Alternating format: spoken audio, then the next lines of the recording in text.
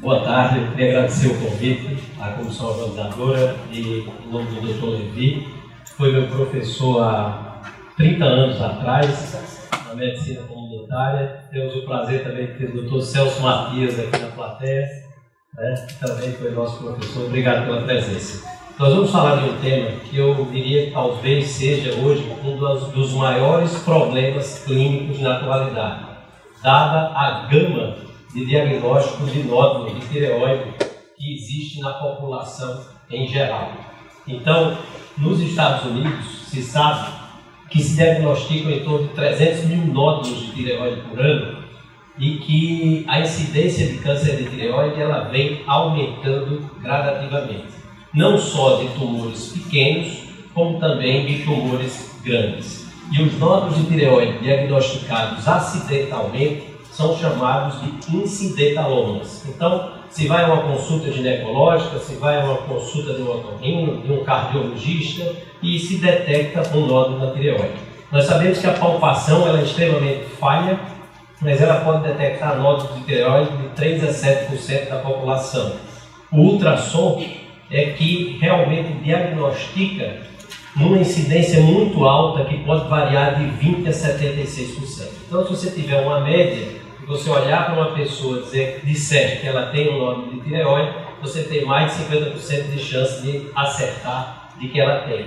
Quando se analisam também os dados de necrópsia, a gente vê que a incidência de câncer de tireoide ela é alta. E ela tem certamente uma influência geográfica. Não se sabe exatamente porquê na Finlândia, por exemplo, você pode achar 35% de microcarcinoma de tireoide e na Filadélfia 0,45%.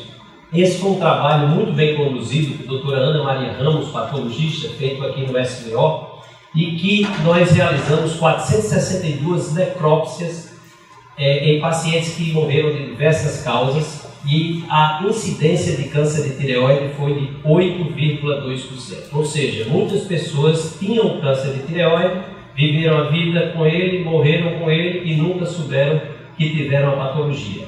Os dados do Sistema Epidemiológico Americano revelam que as incidências de câncer de tireoide aumentam a cada ano. Então, hoje o câncer de tireoide é o tumor mais diagnosticado no mundo. Em contrapartida, é o de menor mortalidade do mundo.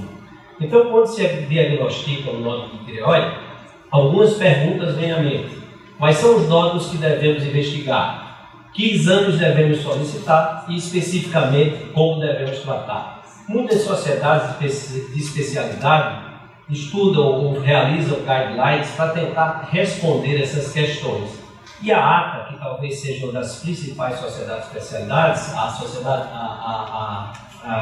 Sociedade Americana de Tireoide, ela publicou em 2015 um guidelines que mudou muita coisa em relação à condução dos nódulos de tireoide.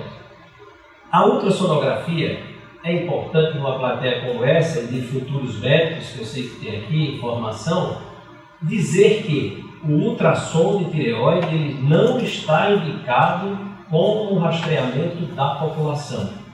A ultrassonografia ela só deve ser solicitada nessas 4 situações, ou se você palpar, ou se tiver história prévia de radiação, uma história familiar de câncer de tireoide ou eventualmente uma linfadenopatia inexplicável. Mas o que a gente vê de rotina, principalmente às vezes em screening de ginecologistas, são ultrassons de tireoide, de mama e transvaginal. E com isso, certamente, uma série de diagnósticos são realizados e isso se desdobra muitas vezes em funções, tratamentos e etc. E também o guidelines da ATA mostrou que mesmo na presença de história familiar de tireoide, não haveria uma necessidade formal de rastrear os familiares com ultrassonografia de tireoide, já que isso não tem evidência científica que diminuiria a mortalidade ou a morbidade. E um dado muito importante, e a gente vê no dia a dia e é também de informação para os médicos, os novos médicos, de que o exame de rastreamento do nódulo de tireoide é exclusivamente o TSH. O que a gente vê no dia a dia são solicitações excessivas, onde o colega pede TSH, T3, T4 livre, tireoglobulina e por aí vai. quando na realidade um único exame poderia responder esta questão e a partir daí se desdobrar nos outros exames da propedêutica. O Guidelines também demonstrou que a tireoglobulina ela não é recomendada para rastreamento das pessoas que têm nódulo de tireoide, como também a dosagem de calcitonina. Com muita frequência nós nos deparamos com uma série de exames solicitados e que na realidade não teriam indicação. A calcitonina ela é aplicada principalmente para o carcinoma medular, que é um tipo de câncer extremamente raro da tireoide e que tem uma herança genética familiar muito forte. Mas a gente sabe que a probabilidade de um carcinoma medular é de 1 para 200 a 300 nódulos de tireoide. Então não se justifica pedir para todos os pacientes a dosagem da calcitonina e a gente vê que muitos trabalhos mostram e analisam o custo-benefício da solicitação desses exames. Um dos exames que a gente tem visto muito no dia a dia e hoje para rastreamento, para estadiamento do câncer, é o PET-CT. E quando se faz o PET-CT, eventualmente pode-se diagnosticar também um nódulo de tireoide. Então, quando se tem nódulo de tireoide com uma captação focal no PET-CT, como essa demonstrada aqui, a punção estaria recomendada naqueles nódulos que tenham mais de 1 centímetro. Mas se você tem uma captação difusa no PET-CT, não haveria absolutamente necessidade de fazer nenhuma investigação nesse paciente. Quando o PET-CT capta o nódulo de tireoide, a probabilidade de que esse nódulo seja maligno pode chegar a 50%. Mas o exame gold standard na avaliação da tireoide é a ultrassonografia. E a ultrassonografia ela vai diagnosticar os nódulos, vai dar as características e também vai selecionar aqueles pacientes que têm indicação de punção. É importante dizer que na presença de linfadenopatia cervical, sempre a ultrassonografia não só da tireoide, mas do pescoço deve ser realizada. E com o avanço da tecnologia de equipamentos de ultrassom cada vez mais sofisticados, digitais, com Doppler, com transdutores de alta frequência, esse exame pode dar características que são importantes no diagnóstico do nódulo, como o número, dimensão, a natureza dos nódulos, contornos, ecogenicidade, halo, calcificações e etc. Então, baseado nesses parâmetros que a ultrassonografia nos dá, é que nós podemos selecionar esses nódulos para indicação de punção. Então, aqui exemplo de um nódulo cístico, um nódulo de característica mista, um nódulo sólido, De acordo com a ecogenicidade, esses nódulos eles podem ser hiperecoides, quando eles são mais claros do que o parênquima da tireoide, isoecoide, quando tem a mesma textura, e hipoecoide, quando eles são mais escuros do que o parênquima da glândula. Mas chama atenção para estes nódulos, que realmente são os nódulos com maior probabilidade de malignidade, que são nódulos com bordos irregulares e com a presença de microcalcificações. Então vejam o contorno desse nódulo e observe que nesse caso aqui há um borramento e especificamente nesse caso já havia uma invasão da traqueia. O Doppler foi um exame que apareceu como uma possível arma de orientar a probabilidade de benignidade ou malignidade. Mas ao longo do tempo foi visto que o fluxo ultranodular, que caracterizaria o maior risco de malignidade, ele tem uma estatística semelhante nos nódulos benignos e malignos, e o Doppler hoje ele está em desuso nessa decisão terapêutica. Aqui um aspecto muito comum, que são as tireoidites, onde você tem uma glândula heterogênea, você tem espessamento do istmo, você tem hiperfluxo glandular, e isso muitas vezes causa erro diagnóstico, porque é muito comum recebermos no consultório pacientes com diagnóstico de bócio multinodular, e na realidade não são múltiplos nódulos, são pseudonódulos muito encontrados nas tireoidites de Hashimoto, e muitas vezes levam a esses pacientes a uma punção e às vezes a um tratamento inadequado. É importante lembrar de todas essas características, porque são essas as características que preocupam com relação à malignidade, ou seja, os nódulos mais escuros, que são os nódulos hipoecoides, as microcalcificações, as margens irregulares, a ausência do halo hipoecoide e o aumento do diâmetro antero-posterior. Então aqui a gente tem também um nódulo irregular e a presença das microcalcificações. E na propedêutica do nódulo de tireoide, a punção guiada por ultrassonografia é realmente o principal exame de diagnóstico e é aquele exame que realmente vai definir se aquele paciente precisaria ou não de uma intervenção cirúrgica. A punção ela pode ser realizada de diversas formas, de maneira transversal ou longitudinal em relação ao transdutor, e a ATA, em 2015, pela primeira vez, valorizou a ultrassonografia como um parâmetro de indicação de tratamento cirúrgico, porque muitas vezes você só tinha a punção como arma para decidir o tratamento cirúrgico e o ultrassom apareceu agora como uma grande arma. De certa forma, ela caracterizou os nódulos em 5 grupos, onde você tem índices de malignidade variados, que vão de 1 a 90%. Então aqui são os principais parâmetros. Os nódulos de maior risco de malignidade são esses, com microcalcificações, bordes irregulares, altura maior do que a largura. Aqui nós temos extravasamento extracapsular e nesse caso aqui um linfonodo associado. Aqui um nódulo de suspeita intermediária, que é o nódulo sólido. Aqui um nódulo de baixa suspeita, que são aqueles nódulos que são isoecoides ou hiperecoides e ainda os nódulos mistos. Aqui os nódulos denominados de espongiformes, que são esses nódulos que têm degeneração cística, que são menos de 3% de probabilidade de malignidade. E aqui os cistos, que praticamente não tem índice de malignidade, 99% deles são benignos. Então as indicações de se funcionar o nódulo de tireoide são basicamente estas, de que você só deve funcionar acima de 1 centímetro, mesmo que esse nódulo tenha uma característica ultrassonográfica suspeita. Essa foi uma informação que gerou muito conflito na publicação desse guidelines, de você dizer a um paciente que ele tem um nódulo com característica suspeita, mas que ele tem menos de 1 centímetro e que ele não precisaria de uma punção. Então a punção está indicada para os nódulos com característica intermediária e alta, acima de 1 centímetro. Nódulos que tenham baixa suspeita, só acima de 1,5 centímetro. E aqui nós podemos ver que o ultrassom ele nos dá a informação de que nódulos deveriam ser funcionados, porque no mesmo lobo da tireoide você pode ter nódulos com característica ultrassonográfica distinta. Então, por exemplo, se você funciona um nódulo com essa característica, você pode ter um carcinoma papilífero. Se você funciona um com essa característica, você pode ter um bócio adenomatoso.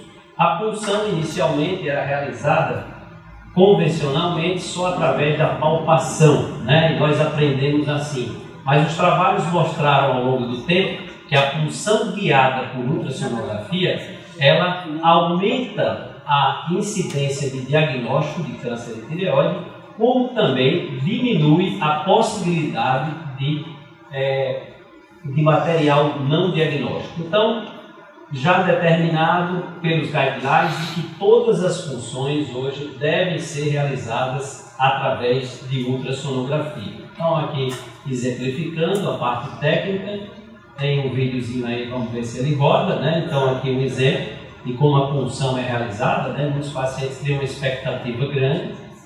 Clica aqui do outro lado, eu acho que o outro vídeo não entrou, mas é importante o local exato, da entrada da agulha para que o exame tenha segurança. Então vocês veem aqui que é acompanhada a entrada da agulha dentro do nódulo, tanto no sentido transversal quanto no sentido longitudinal.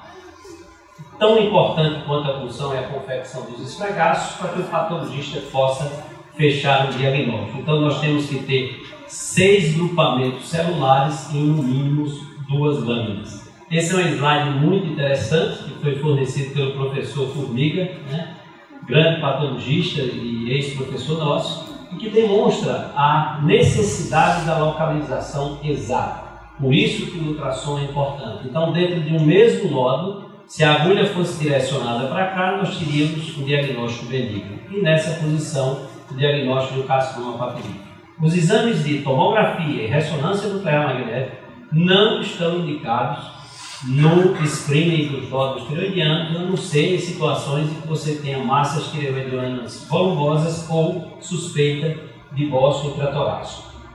Aqui, hoje, é a classificação citológica mais utilizada na decisão de tratamento dos nódulos tireoidianos. O Guidelines também oficializou isso, porque existia uma diversidade de linguagem entre os patologistas. E a maneira de uniformizar essa linguagem foi realizando essa classificação, que é chamada de classificação de Bethesda, e que vai classificar em 6 grupos. Então não se tem muita dúvida do que fazer neste primeiro grupo, nem nesses 2 últimos aqui. O grande problema está nas lesões chamadas de lesões foliculares, que geram dúvida na indicação de tratamento e que podem corresponder às vezes a 15% das funções. Então, quando se tem uma citologia satisfatória para o diagnóstico de bócio adenomatoso, sabe-se o que tem que fazer. Quando se tem uma citologia maligna para o diagnóstico do papilífero, que é o mais frequente, também sabe-se o que fazer.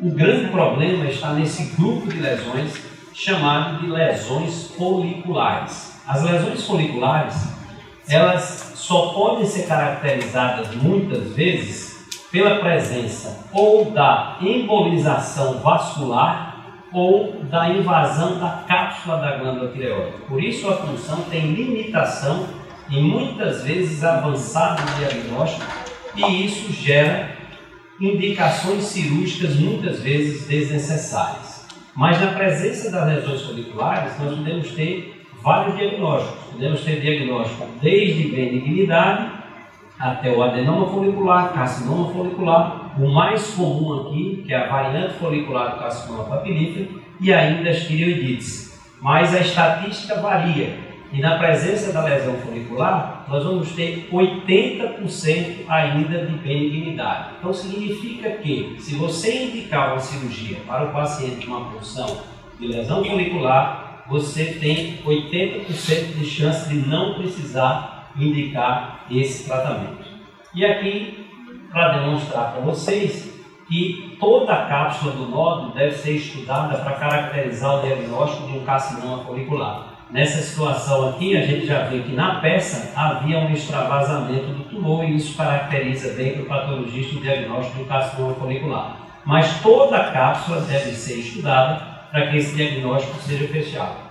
O que o mundo mais estuda hoje são marcadores moleculares que nessa situação possam ajudar a decidir qual a melhor indicação para esse tratamento do paciente, ou acompanhá-lo ou indicar a cirurgia. Mas existe uma infinidade de painéis e marcadores, né? É motivo inclusive da minha tese de doutorado. Nós estamos fazendo aqui em parceria com a Unifesp, com a doutora Janete Ceruti, né? A imunocitoquímica, ou seja, avaliando esses casos com diagnóstico de pulsão de lesão folicular, para saber se o marcador consegue realmente nos ajudar na decisão terapêutica. Hoje já existe no mercado alguns marcadores moleculares. Esses testes são caros, chegam a custar $4.000, e às vezes é mais barato indicar a cirurgia do paciente do que submeter o marcador, além do que eles ainda não têm uma acurácia bem elevada. Aqui é o que a gente se depara no dia a dia. Então, na vigência de um nódulo com uma punção de lesão folicular, ou o cirurgião ou o endocrinologista vão ter a dúvida de indicar a cirurgia ou observar esses pacientes. Então aqui nós temos vários parâmetros que realmente podem ser utilizados nessa decisão, mas de certa forma eu diria que o parâmetro mais importante é o parâmetro ultrassonográfico.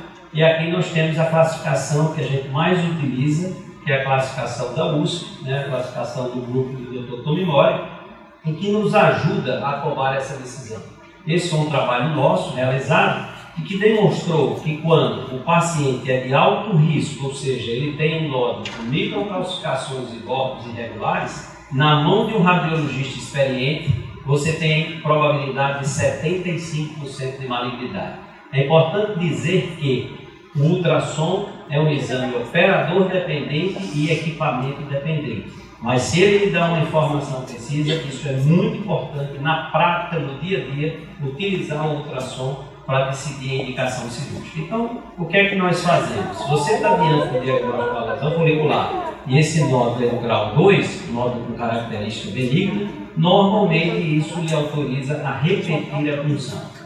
E se você tem o grau 4, com 70% pelo menos de malignidade, esse paciente deve ser submetido a um tratamento cirúrgico. Muitas vezes a gente tem dúvida desses nódulos grau 3, se deveria monitorá-los ou se deveria operá-los. E são nesses casos aqui que realmente os marcadores moleculares podem nos ajudar. E aqui, como esse é um fórum de atualização, eu procurei trazer uma das polêmicas também colocadas pelo Guidelines da ATA, que foi o fato de que nesse grupo de pacientes, o grupo Bethesda 6, que são os pacientes com diagnóstico positivo de câncer de tireoide, o Guidelines coloca essa informação. A cirurgia é geralmente recomendada. Isso gerou uma polêmica no mundo incrível, porque se eu disse a vocês que é muito difícil você convencer um paciente de que ele tem um nódulo com característica maligna, mas ele tem menos de 1 centímetro, eu não vou funcionar, imagine você convencê-lo de que ele tem uma punção de um nódulo de tireoide, um diagnóstico maligno, e que eu vou dizer a ele que vou acompanhar. Mas um japonês chamado Isushiro Ito, ele, da primeira vez que falou no Congresso Internacional em Boston, eu acho que ele quase que foi apedrejado pela plateia, porque ele pela primeira vez propôs acompanhamento de microcarcinoma papilífero, ou seja, pacientes com punção positiva e que foram observados durante muitos anos. A gente sabe que esses tumores na literatura, eles têm uma recorrência baixa e uma mortalidade muito baixa, assim como também metástases à distância. Eu falei para vocês que aqui o trabalho nosso mostrou também que alguns pacientes passam a vida inteira com esse tumor e que ele realmente não vai trazer nenhuma repercussões. Então o Dr. Ito teve a oportunidade de estar aqui conosco no Natal, no nosso congresso. Ele demonstrou que realmente esses pacientes que o follow-up longo, eles não tiveram absolutamente nenhuma modificação, nem no tamanho, nem na produção das metástases. Então ele só operava o paciente se houvesse aumento do nódulo ou se houvesse realmente a presença de linfonódulos metastáticos. E aí ele começou com trabalhos com 2.500 casos, com 3.500 casos, e isso fez com que o mundo começasse a olhar diferente, Talvez culturalmente no Brasil seja mais difícil você dizer que vai acompanhar alguém com câncer de tireoide, mas de certa forma para pacientes chamados de baixo risco, que são pacientes que têm menos de 45 anos com tumores com menos de 1 centímetro, esses pacientes poderiam ser eventualmente acompanhados. Então essas eram assim as informações e as atualidades que eu gostaria de trazer para vocês, e estarei aberto à discussão. Muito obrigado.